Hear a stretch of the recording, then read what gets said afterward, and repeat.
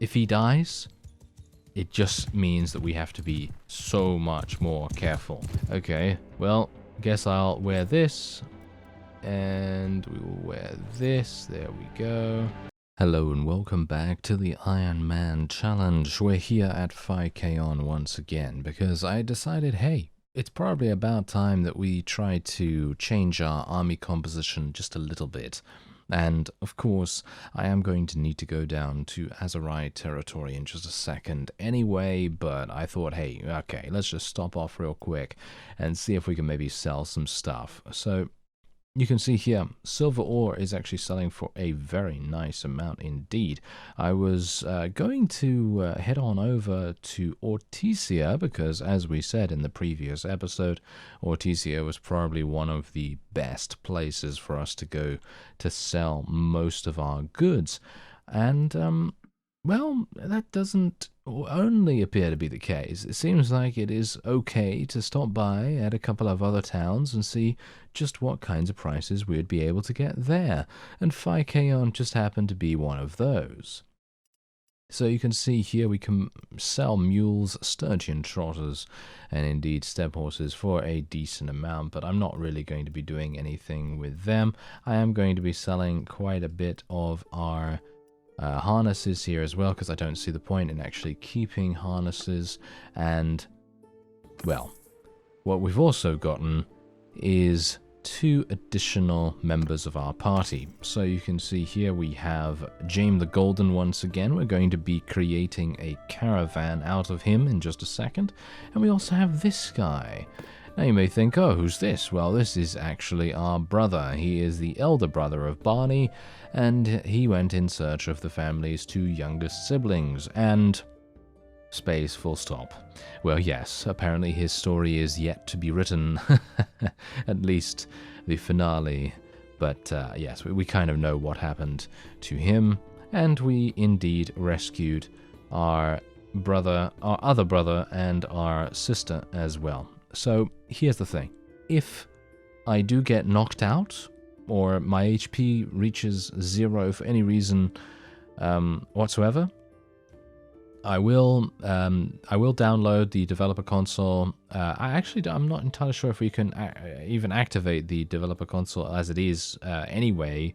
But anyway, I'll basically just get cheat mode enabled, and I will kill off my character with a command. I'll do this on screen, by the way, so that you can see exactly what's happening. I'm not going to do it off screen because I want you to see exactly how the whole transference of power goes. So if Barney does indeed perish in a battle, then it would make sense in that aspect. But also, of course, if I'm running around with this guy in my party, then he also has an increased chance of potentially succumbing to some kind of fatality, and that is going to add to the intensity of the series by quite a significant margin, or at least I think so. So what we're going to do is we are going to quick talk, and we're going to form a regular caravan. James the Golden is going to just go off and do whatever he wants to do, and we're also probably going to do the Army of Poachers quest, because I would like to try and get as many points of relation as I possibly can in this area, because 5k is, in my opinion, probably going to stay my base for a considerable amount of time. And I would like to try and make it so that we can recruit things from here relatively simply. Alright, so let's have a look here. 55 loads of clay? Oh. Okay. Oh, no. I'm sorry. No, I'm not... I don't think that's actually a good deal. I don't think that's a good deal whatsoever. I think that... anything less than 10 per 1 of clay is probably the best, but as it stands, 900 for like 50 clay, I don't think that is actually good. So we're just going to be leaving it the way it is, and we'll just move on. So we're going to be fighting these looters. Oh, yes. There's actually something that I wanted to mention before we get stuck into this battle. There was an update to the current version that I'm playing on right now, which is 1.5.5 beta, and apparently they've just added a whole bunch of different changes, and one of the changes is that the radial menu, the order menu, is 30% smaller. I don't know whether you've noticed that already from the various orders that I've given so far, but you can see here, let me just get it up, look at that. Doesn't it seem a bit smaller? I think it seems a bit smaller to me. But, yeah, so that's what they've done. They made it 30% smaller. They've also changed a couple of things about crush through. So crush through can only happen on very specific weapons now. And that is primarily the Batanian two-handed maces and Sturgian two-handed...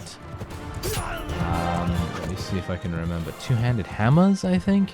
Yeah, so it's more to do with blunt weaponry now, rather than just any weapon. So, yeah, crushed... I think the exact sentence that it was detailed in was something like...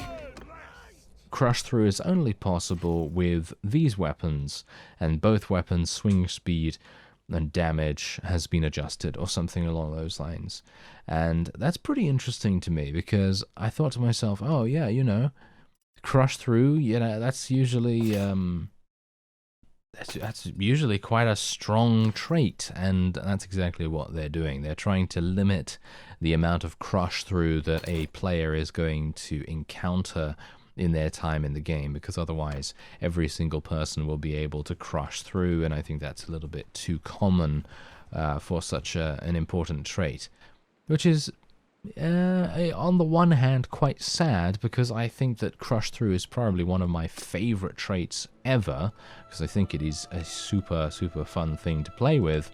But also on the other hand, you don't really want to have a situation where you're going to have everyone able to do it, because then it's just going to result in really weird situations where people are crushing through almost every time they're attacking you, and so on. So you don't really want to have that happen all the time. So I suppose I understand the reasoning behind that. However, those weapons are, in my opinion, quite rare. So I'm not sure how that's going to work. Ooh.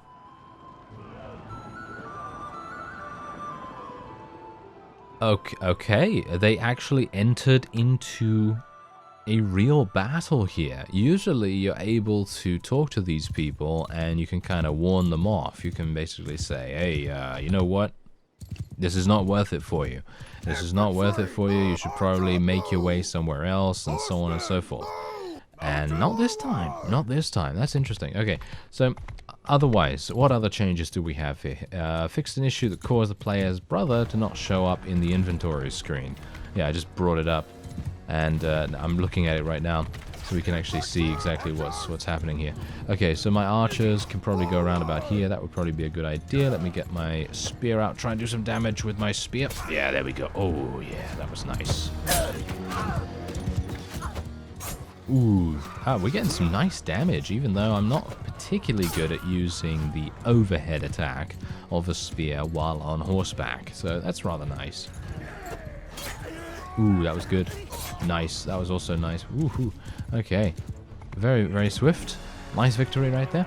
Otherwise, they fixed an issue that caused the radio UI to not close properly with the escape key and the right mouse button. Fixed an issue that caused the player's brother to not be able to lead a party and to not be assigned as governor. I never had those issues, but I suppose that some people might have. Fixed an issue that blocked a player from entering settlements if peace was declared while the player was besieging a settlement. That is also in the 1.5.4 hotfix, which obviously is the main branch of the game at the moment. And then the last one is fixing a crash that occurred when the main hero talked with a disbanding party, which is also included in the 1.5.4 hotfix. So all good things. All good things all around, which is pretty decent. Alright, so there we go. We did improve our relation with those people. And that's all I basically wanted to do, just improving the relation with Chinopsis, because it's within my sphere of influence, you know, suffice it to say, because I'm not going to really be dealing with these villagers over here that often. Alright, so I can actually deal with them. Let's try to negotiate again, shall we? Because getting charm skill leveled up is always going to be something quite worthwhile. I'm going to try for the 35%. Okay, it didn't work. Okay, not particularly good, not particularly good. So I will probably not be able to do this at all now. Because I think you only get 2... Oh, no, you don't get 2 chances. Oh, okay, 56%. Critical 14% chance. This happened before, and... Alright, okay. I was actually hoping that we would be able to succeed, but 14% chance to get a critical fail. I understand, hey, maybe I'll fail, you know, in general, maybe I'll fail the conversation option, and then I will get another opportunity to select a different thing. But as it stands, getting a critical fail that has a 14% chance, that's extremely unlikely, but it has happened for the 2nd time in a row now, so I can't help but think it's got the XCOM level of RNG working against me right here, because if you know anything about XCOM, you'll know 97% chance standing in the face of an alien with your shotgun, and then all of a sudden you try a shot because you're like, oh, this is bound to work, and then you miss point blank range, and then a bunch of mutons come out of nowhere, and then they go, you know, it's time for smacking around time, and they completely murder you. So yes, hopefully that's not going to happen here, and most of my people are in decent positions. Going to tell my cavalry to charge in, and now bear in mind that I haven't really had a haven't really had a lot of freedom in terms of what kinds of units I've been able to use, and I've only recently gained the ability to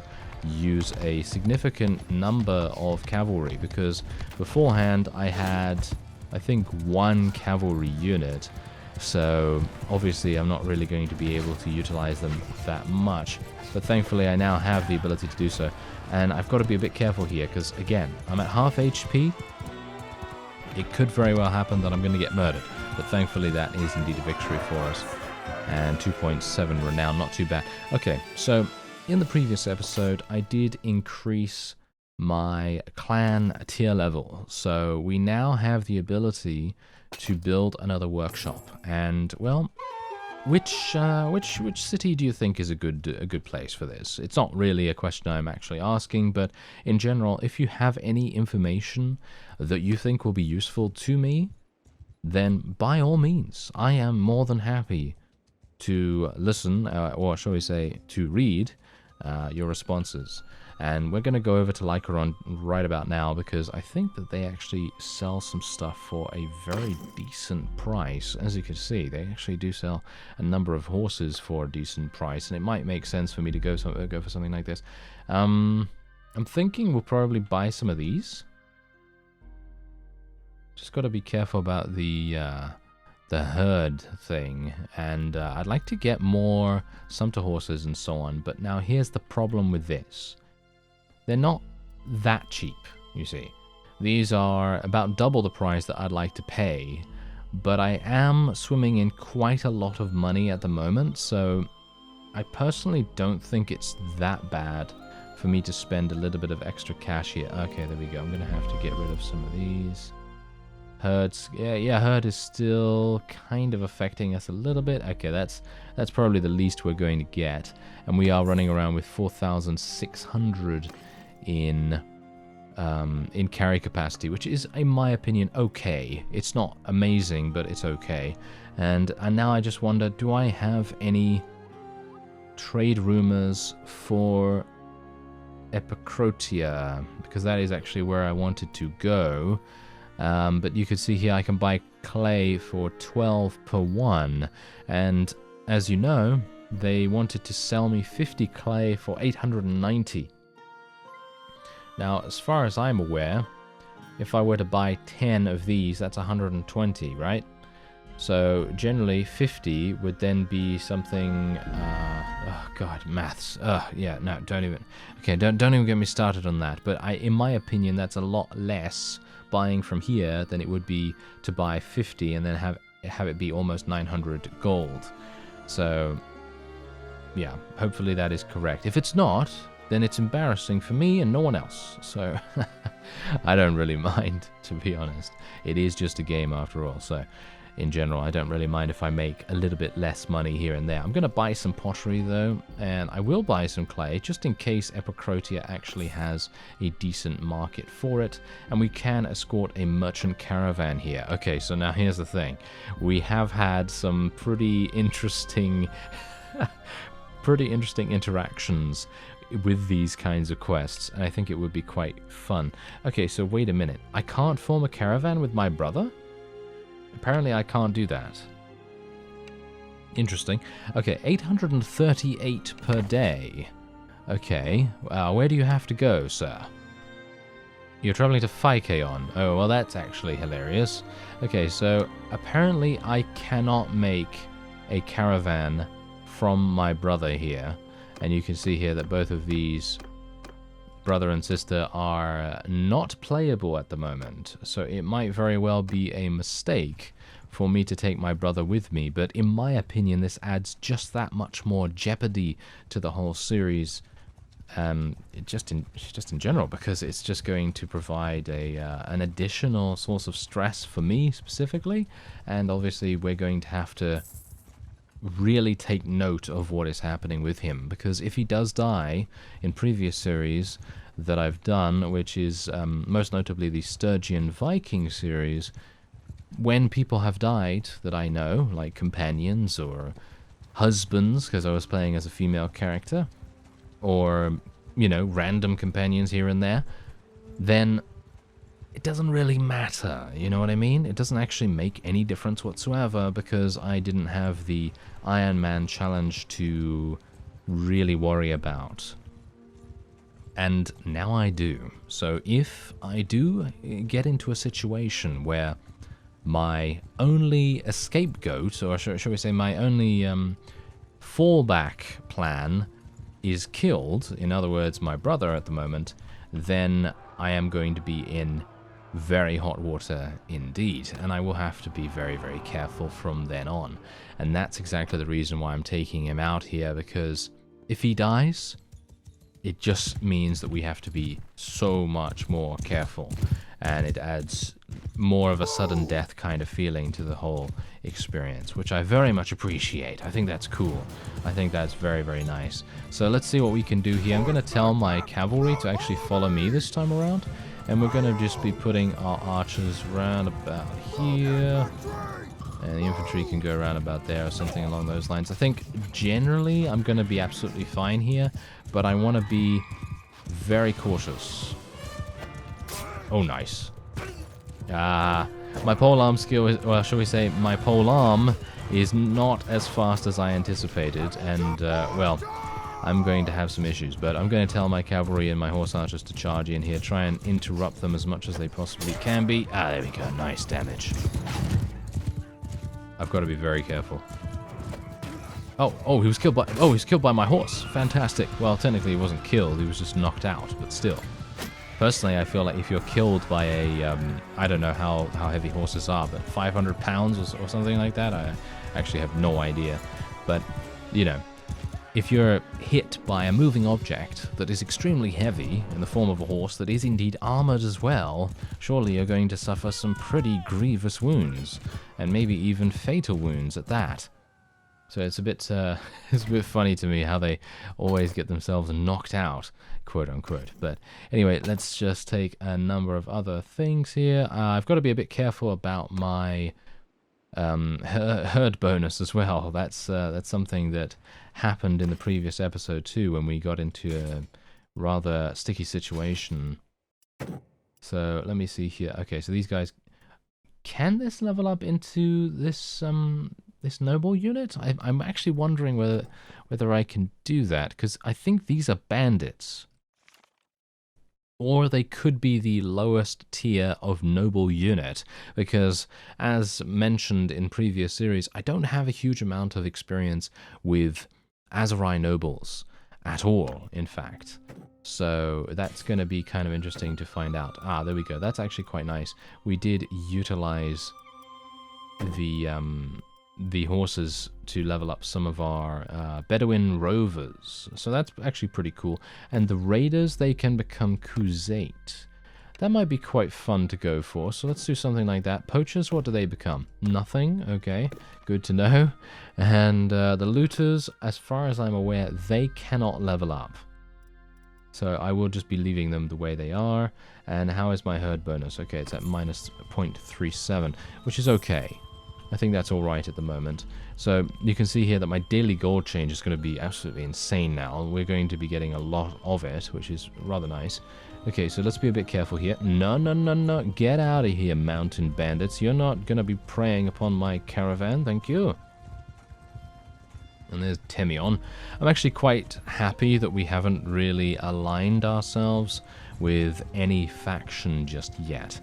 But I'm gonna actually ask you, well, what do you think? Which faction do you want to go with? I'm only going to be considering Empire factions and the Aserai at the moment. So that is Northern, Western, Southern Empire factions, or the Aserai. So those are your choices. You can decide whatever you want to go for, maybe whatever you think would be advantageous to us in our current position. I'm thinking right now that I'd like to join the Aserai, just purely for the fact that we are mostly... I don't know. We kind of have their culture. That's all. That's basically it. We kind of have their culture. I have their culture bonus, you know, of caravans being a little bit cheaper and so on, and that's basically it. And it would be quite cool to use their unit, but I don't have any businesses in their territory, which is kind of bad. That is actually a very bad thing indeed, and definitely something that I would need to rectify if I did indeed end up joining them, because if... Oh, I can't look at the diplomacy screen? Are you serious? That is actually kind of... I feel like that's a bit of an oversight. I don't know whether that's just me, but I feel like that's kind of an oversight on the developer's part, because in my opinion, a singular entity such as myself, you know, because obviously I'm not allied with anyone, but I am technically at war against someone, you know. I'm at war against who is it now? Is it the Legion of the Betrayed, or who is that fellow that attacked us in the previous episode? Now I forget where he was from. But he actually escaped, by the way. I don't know whether you noticed that, but he actually escaped from my prisoner's hold, which I'm kind of irritated by, to be honest. But, well, what can you do? You know, sometimes those kinds of things just happen. But that's exactly what I'm talking about. If you have the ability to be declared war against in the way that we were in the previous episode, then I think you should be able to see what is happening in a diplomatic sense to other factions as well as your own. Even though you technically do not have a faction, you're still counted as an entity that can be declared war on. So it does make sense, in my opinion at least, to have access to the kingdom menu. But again, maybe that is just me, and maybe that's all I'm thinking at the moment. And maybe you don't think so. Maybe you don't agree. And yeah, by all means, you can say why you don't agree on that or whatever. You know, if you want to, you can definitely open up a dialogue in that aspect. But in my opinion, I feel like having information at hand, especially in these kinds of situations where I'm not entirely sure who everyone is at war against at the moment, and it would actually be quite useful information, especially in the case of a trader. It would be very interesting to see what's going on with everyone, you know. So if I can see who the Aserai is at war against, then I have a much greater understanding of what I'm going to have to do to transition from being, you know, mostly based or with all my businesses in the sort of central area of Calradia and then moving them down into the south. So there's that. I don't really want to have it pounced upon me and then basically be like, oh, I have to decide like on the fly, you know what I mean? So it's a little bit not sure if I particularly like that. You know, having to join a faction to have access to those kinds of pieces of information, I don't think that should be the case, but well, as I say, maybe I'm not thinking of something. Yeah, maybe I'm not thinking of something in the way that would be problematic. And I'm not saying that you should be given any kind of power from that. You know, you shouldn't potentially get influence or anything along those lines if you're not earning it, because obviously you can't earn influence until you actually join a faction, which is also something quite interesting to me, because obviously influence is required to be able to interact on a diplomatic level with a number of different people. And that makes sense, absolutely. Totally makes sense. However, I still think you should have access to that information. Anyway, we have one focus point here. What are we going to be spending it in? Well, medicine is still something that I think could be quite useful. But I'm also thinking writing skill. Writing skill is getting up there a little bit. And now here's the thing, writing skill in general is not something that I personally think is going to be super useful, but it does increase the speed at which I move on the world map, as well as give me additional maneuverability in battles. And the current learning rate is actually kind of perfect right now for 20 blues. No, let's not do that. That's a joke, obviously, but we're going to just be speccing into it again. That's going to get me 1. Yeah, not entirely sure if that's even worth it, to be honest. I mean, this is 380, right? So if I just reset that real quick, so that's 480. Okay, so it basically just adds 1 to wherever we want to put it. So I suppose I'll put it into writing skill right now, and then we'll see what happens. Let's go into Kasira right here. I'm seeing if maybe we can sell some stuff for a decent amount. Dates actually sell for a pretty good amount here. You can sell them at Epicrotia for more, though, by a pretty significant margin. But do I care that much about them at this point? I mean, I've only got 5 of them, so I'm just going to sell it. What about Epicrotia here? 53 for beer. Going to just offload a little bit of beer. And I think we're pretty happy with what we have going on so far. What about the iron ore? No, that's pretty awful. Yeah, as you can see, pottery is fantastic at Epicrotia, and I can buy this at Lycaron for 33. That's a relatively old trade rumor, though. And what about Phykeon? Can I not buy it there? No, apparently I can't buy it there, but I'm going to just buy it nevertheless. Can I sell this velvet anywhere good? Not particularly, so I'm not going to be doing that. But we're still going to gain a decent amount, and there you go. Okay, so that's it. That was the quest. Alright. That was actually kind of easy. Not entirely sure why it was so easy, but okay. I'm happy with that, and we gained a significant relation boost as well. So I'm pretty happy with it. Anyway, bandit. Ooh, there's a bandit base. Alright. Okay, I think we're probably going to be attacking the bandit base in a second. Wow, you can sell dates at Epicrotia for a decent amount. Let's just buy all of those. And I think we're probably going to do this quest. This is going to be problematic. Bear that in mind. This will be problematic. Desert bandits, in my opinion, are probably, with the exception of forest bandits, they probably are the most deadly. I know that seems a bit weird considering there are still those people known as the Sea Raiders and, you know, known as those kinds of guys. But personally, I don't think they're that bad because they don't have horses generally. They don't have a huge amount of very good ranged weapons. But that's not to say that they're not deadly. They can kill me in one hit. That is problematic, of course. Okay, so let me just sort out my army here real quick and then we'll head in. This guy is kind of injured still. Right, so this is the suggestion that the game is making to me right now, and I think I'm pretty happy with it. Archers generally do tend to be, at least in my experience so far, seem to be pretty good, so we'll just go with them. I'm kind of interested to see how we do with my Morningstar this time around, because I'm a little bit more used to how it plays.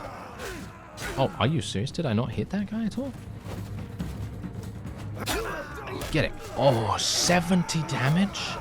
With such a small amount of one-handed weapon proficiency? I know I was kind of shocked in previous episodes when I've used this weapon, but it's true. I'm kind of kind of taken aback a little bit at how effective this weapon can be. It is extremely slow, bear that in mind, and speaking of slow, look at how slow I'm moving. Wow. Yeah, my athletics is really awful, isn't it? Okay, so I'm going to tell my forces to charge in now, and we are indeed also going to be making them fire at will. There we go. And now, here's the thing. This is actually a very good point to show you that my guys are not going to charge into melee. They're basically just going to get into effective range, and then they will use their bows. And I have attempted to explain this in previous episodes as well, so I'll stop. But anyway, I'm thinking, you know what would have been really good? I probably should have equipped my bow here. That would have made the most sense, but I kind of want to level up my one-handed anyway. We're moving so incredibly slowly. Ugh. Pretty terrible. Oh well, never mind. Can I actually use this two-handed? No, it's just a one-handed weapon. That is amazing. How it does so much damage, I'll never know. Maybe it's the blunt stuff. You know, blunt weapons have always been very high in terms of their penetration values. And it could very well be that is making a huge difference here.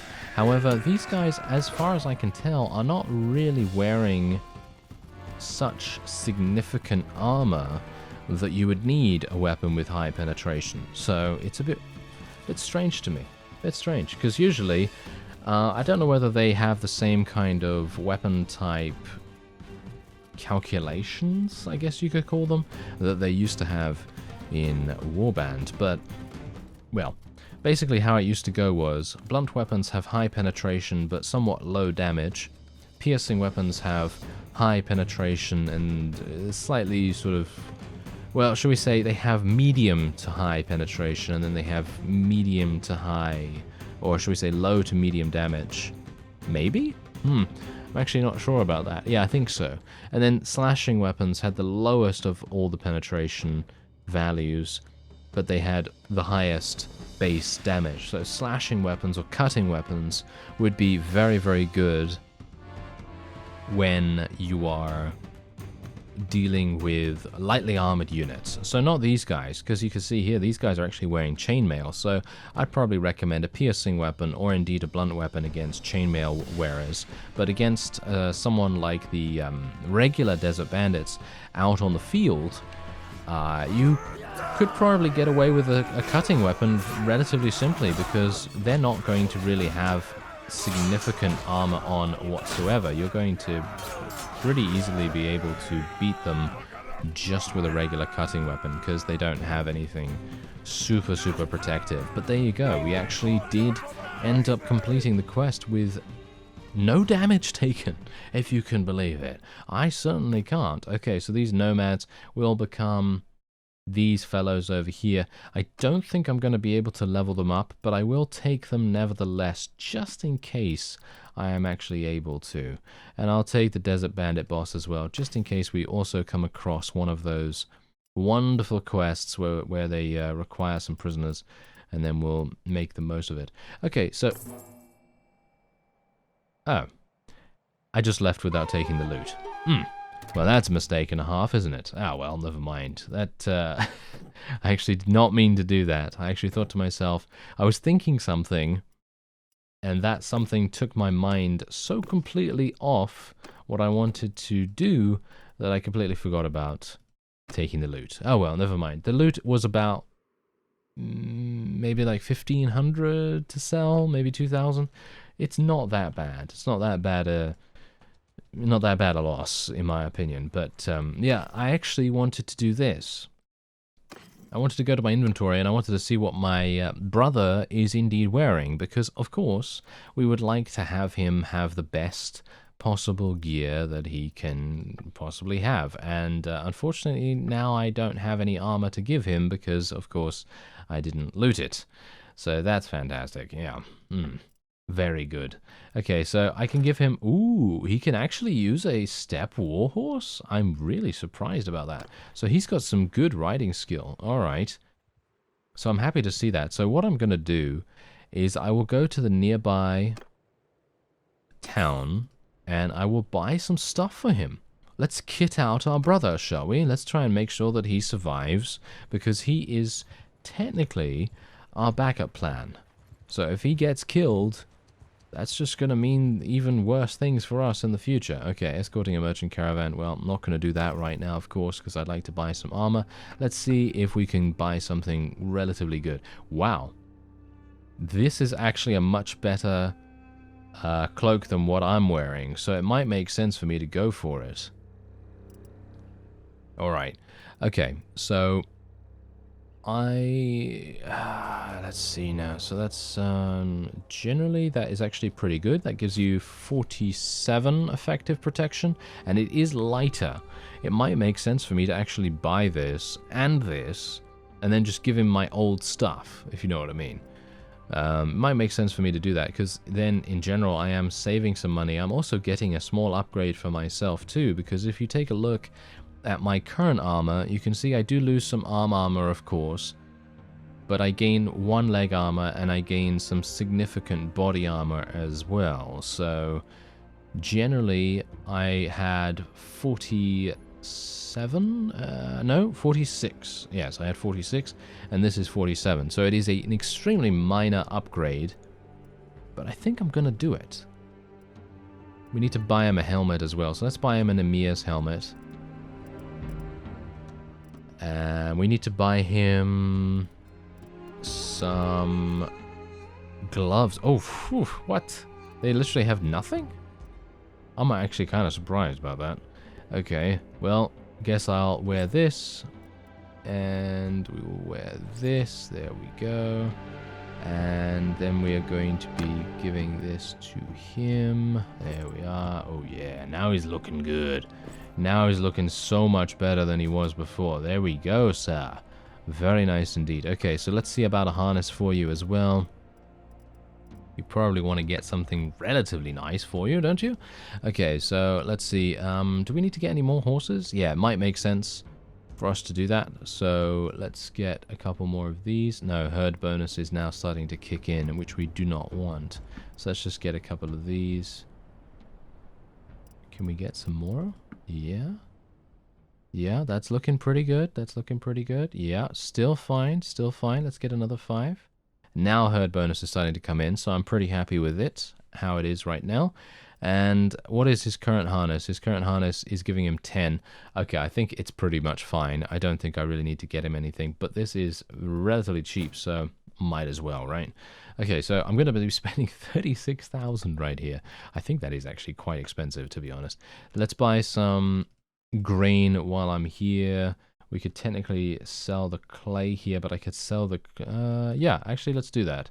And let's sell the leather as well, just to sort of reduce the significant money that I'm spending here. Ooh, that's a nice weapon. Yeah, can you tell? That is actually an extremely nice weapon, because you can see here, it sells for a massive amount as well. So I think I'm actually just going to sell that straight up. And there we go. So we spent 34,000 here, and we're still gaining 1,700 per day, which is also fantastic. So that is very, very cool. Let's continue to recruit some people. I have 44 now. And I'm also on the lookout for additional quests too. Anytime there is a village nearby, I'm going to be checking it out. There's a relatively large party of looters. Not entirely sure how effective that's going to be for me to attack them, to be honest.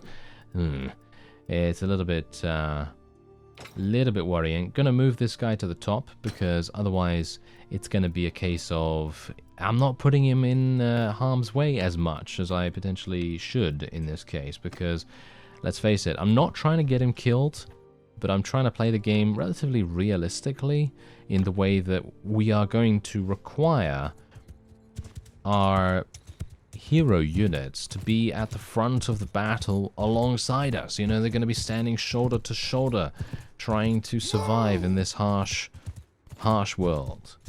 And that's what we're going to try and get going here. So let's see if we can do this. Let's do... I actually don't want to have them charge, thank you very much. I actually want to have them follow me. Bear in mind that these are literally just looters, but they can still do some pretty good damage. Cavalry, don't run in there, guys. Okay, yeah, I'm going to actually have to change my plans because my guys took so long to get over there. Gonna have to change things up a little bit. I don't really like where my people are positioned, so I'm gonna move my infantry. You know what? Just tell them to charge in. Just tell them to charge in. It's not gonna work. No matter what I wanted to do here with my formations, it's just really not going to work. It's just too late. I really wanted to get to the top of that hill and then just rain down all kinds of destruction upon the opponent, but obviously that was just not the case. That was just not going to happen this time. Oh, so much damage. So much damage. Okay, there you go. We ended up losing one unit. What was that? A Khuzait tribal warrior. Okay, I'm really not a... I don't really mind too much if we lose any of the Khuzait. And they need war horses to level up. So apparently you can level up nomad bandits into Harami, which are the noble unit for the Aserai. That's interesting. That is actually very interesting, and certainly something I'll be taking note of in the future, because to get those guys is very powerful. To get them leveled up, ooh, that's going to be super good. It really is. So let me actually just take a quick look here. Nomad bandits. Okay, so they level up into these. So this is the stat line of the Vanguard Faris, which are pretty good. 200 in polearms. Yeah, quite nice, quite nice. All right, so let's just take the loot. There we go. That's what I want to do. And then we'll move on. And I have a pretty significant amount of loot in my inventory right now. So I think what I'd like to do is I'd like to probably go over to Epicrotia and see if I can buy a workshop. And I think I have 50 units now. Yeah, I've got 51. And I think that's probably what I'm going to be staying with for a little bit of time, just until these guys all level up. Or if they perish, then obviously there's also that can happen. Alright, so we finally arrived at Epicrotia, and it will give me the opportunity to offload a whole bunch, actually a huge amount of very, very lucrative profits here. Now, you can see that I actually did gain a little bit of oil. I stopped by Ortisia and bought this for about 60, and you can see here that I am selling it for 132. Pretty insane gains right there. Also, the pottery is going to be sold completely, the beer is going to be sold completely, butter, dates, and indeed fish. And we'll also be selling the grain. As you can see, the grain is also selling for an insane amount, which I'm very pleased to say. And that's pretty much it. That's all I can do here. So there's 8,300. We gain 2 skill points in trade, which I think is pretty decent. But as I've said before, I think trade skill and indeed the leveling process in the base game of Bannerlord, I was going to say Warband, but yeah, in Bannerlord is actually a bit too slow. And I think it is going to take a little bit too long, if not, well, impossibly so, to get to the maximum skill level.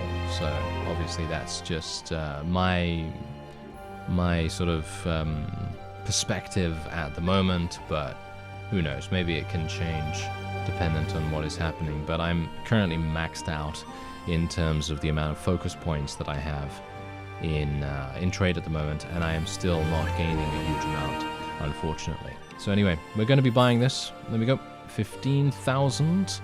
And yeah, I don't know whether you've noticed what kind of profits we're making from the other businesses, but as you can see, Phykeon is doing absolutely perfectly, making 183, pretty much making that consistently as well, by the way. Maranath is having a couple of ups and downs, and I'm not entirely sure why that is, but apparently it was last run 2 days ago. That could be the reason why the profits have sunk a little bit. And I assume that that is happening, by the way, because they don't have enough iron. So I would assume that what I would need to do is, if I wanted to increase the production of that particular workshop, I could very well just go, hey, I'm going to buy some... Whoa. Wait a minute. You can buy iron ore for 14? Wait a minute. Is that right? Is that accurate? If that's accurate, I should go over there straight away and buy a huge amount of it. That would make all the sense in the world. Wow, all the way over here? Are you serious? Wow, that's going to take me a long time to get over here, but I'm wondering whether it's even worth it, because if I go over here... Now, just bear with me. If I go over here and I buy all of the iron ore, obviously I have no idea how much there is. You know, I mean, it could literally just be one piece that they're selling for 14, but that is a very recent trade rumor, so I am hopeful that it will work out in my favor. Bear in mind, I don't have a huge amount of food remaining either, after I offloaded a whole bunch at Epicrotia, so it might very well be that I need to stop by at Phykeon very briefly, but if I can buy all of that, and then I can take all the iron ore over to my workshop at Maranath, which again is another significant time sink in terms of journey time, then I will be able to sell the iron ore, no matter what they're wanting to buy it for. I will literally just let them take it for whatever price, and then we'll see what happens. We'll see what happens to my profits. We're just going to buy a whole bunch of grain here. Again, I don't care about steward skill at the moment. I'm literally just getting the grain just to tide us over for a cheap price until we're able to fully get from point A to point B. Alright, so I have arrived. Let us see how much it actually is. I am extremely interested. I will buy all of the oil here as well. I will buy all of the salt, all of the hides, all of the wool, and where's the iron ore? Yep. Do you see the iron ore anywhere? No. You know why you don't see it? Yeah, someone bought it. Someone bought it. Ah, the active economy system of Bannerlord is in full swing. And that's not to say that that's a bad thing. I think that that's absolutely fantastic. Obviously not for me, but I think it generally is a very cool system to have other people in terms of caravans, other lords, villagers, whatever, come along and be like, oh, that's a good deal. And then literally buying the stuff from under your nose, basically. So in my opinion, that's super cool. But unfortunately, I got here way too late because I was just so far. And yeah. Kind of, yeah, I'm actually really interested how much there even was, to be honest, in the marketplace. Because if there was a huge amount, surely they didn't have so much that they'd be able to, oh, maybe they did. I mean, look at this. Yeah, but surely they wouldn't have so much money that they'd be able to spend it on literally just iron ore, you know. But I'm going to the villages that I know of that supply iron ore just to get a whole bunch, and then we'll see if we can make our workshop. Oh, look at that. It's already bounced back. That is perfect. Yeah, it's already bounced back. So that's going to be kind of interesting to see what happens with it. Maybe once I, you know, put in a whole bunch of iron ore, it's going to skyrocket even better than it was before. But anyway, I think that's going to be it for this episode. If you enjoyed the video, then please leave a like. It is greatly appreciated. And otherwise, I thank you very much for watching. And I'll see you next time.